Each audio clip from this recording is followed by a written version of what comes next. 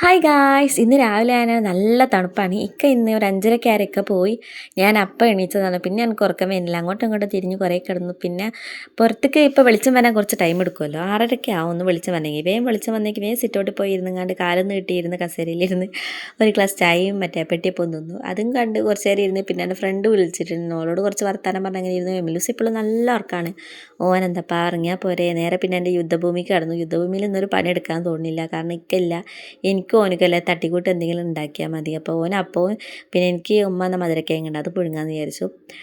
അപ്പോൾ ഞാൻ ഇന്നലത്തെ പറഞ്ഞ പോലെയാണ്, ഞാൻ പണി എങ്ങനെ ലാഭിക്കും അങ്ങനെ ഞാൻ ലാഭിച്ചു. പിന്നെ ഈ മധുരക്കിഴങ്ങ് ഞാൻ തിന്നിട്ട് തന്നെ പകുതിയോളം ഇനിയും ബാക്കിയുണ്ട് കേട്ടോ. പക്ഷെ നല്ല രസമുണ്ട് കിഴങ്ങ്.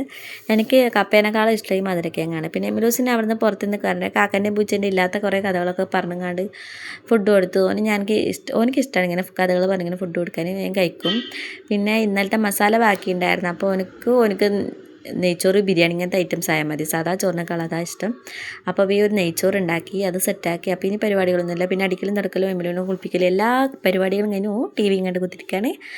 പിന്നെ ഞാൻ വേഗം പോയി, എനിക്ക് കുറച്ച് ഡ്രസ്സുകൾ മടക്കാനുണ്ടായിരുന്നു. അതൊക്കെ മടക്കി വേഗം കുളിക്കാൻ പോയി. എനിക്ക് കുളിക്കാൻ ലോകം മടിയാവാണ്. കുളിക്കണോ വേണ്ടിയോ എന്നിങ്ങനെ ആലോചിച്ച് തന്നെ അരമണിക്കൂർ ഇരുന്നു. പിന്നെ എൻ്റെ മുഖത്ത് ചെറിയൊരു കുരു കണ്ടു ഗൈസ്. അപ്പോൾ എൻ്റെ വീഡിയോ ഇഷ്ടപ്പെട്ടാൽ സബ്സ്ക്രൈബ് ചെയ്യട്ടോ.